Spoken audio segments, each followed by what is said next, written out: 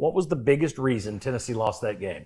I think a big aspect of it is you pulled off your tempo, especially in that third quarter.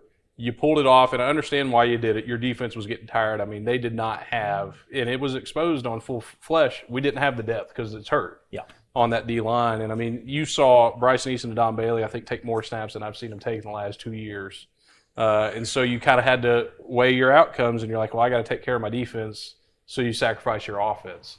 And I think that is probably one of the biggest reasons. Because, I mean, he would start out the game, you come out hot, 3 touchdowns, 14, 213, 2 touchdowns. I mean, you can't beat that. So why you go away from that, I don't know. And I think that's what ended up causing you.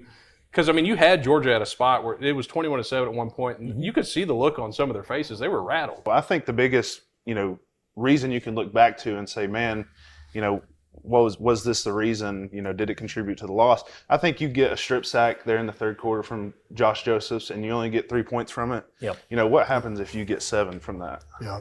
Well, I mean, sorry, you can go ahead. No, go ahead. But, I mean, that leads to another case. After they got that strip sack, they didn't push tempo.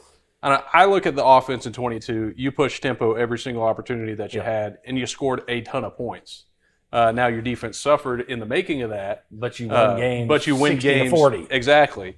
And, it makes you think, yes, in a dream scenario, you'd like to pair a 24 defense with a 22 offense. Yep. I don't know how realistic that is, especially where we're at right now with the depth situation. You're going to have to sacrifice one side or the other. And I feel like I'd rather score a lot more points and just say defense, you're going to have to keep up. I think you'd have a much better chance of doing it if you had Jermod McCoy, Ricky Gibson, Jackson Moy, David Hobbs.